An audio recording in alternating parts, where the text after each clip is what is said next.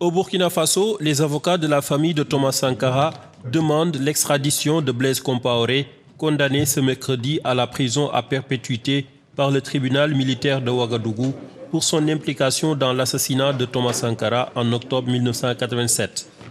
Si ce n'est pas d'une parodie de justice qu'on veut, alors l'État doit mettre tous les moyens en œuvre, en respectant les droits des personnes condamnées. Nous insistons sur cela, pour que cette décision soit exécutée.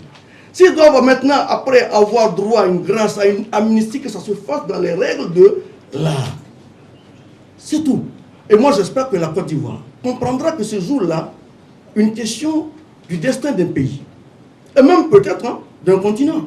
Maintenant, l'impossible n'est tenu. S'ils font ce qu'ils peuvent et que l'extradition n'est pas obtenue, soit que le peuple appréciera. On verra qu'ils ont fait ce qu'ils peuvent.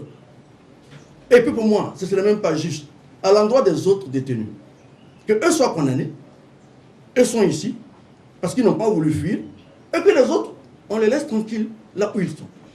Moi, ça me gêne.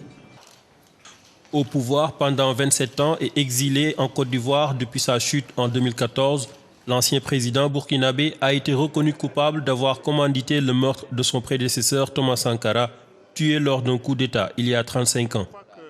Faut-il s'attendre à son extradition par la Côte d'Ivoire? Soutien de poids du chef de l'État ivoirien Alassane Ouattara, Blaise Compaoré a obtenu la nationalité ivoirienne en 2016 et ne peut à ce titre être extradé. C'est le prétexte qui a été trouvé pour cautionner l'impunité, a dénoncé jeudi maître Benewende Sankara, un autre avocat de la partie civile. Pour le militant des droits humains Aliou Tine, l'espoir est permis de voir un jour l'ex-président extradé en vue de purger sa peine au Burkina Faso. Écoutez, peut-être que ça va changer en Côte d'Ivoire. Et quand la donne va changer en Côte d'Ivoire, il ne faut jamais, bien sûr, désespérer parce que ça peut arriver.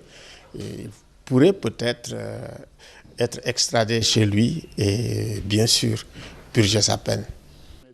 Interrogé en février sur le sujet, le président Alassane Ouattara avait déclaré que la Côte d'Ivoire était un pays d'hospitalité.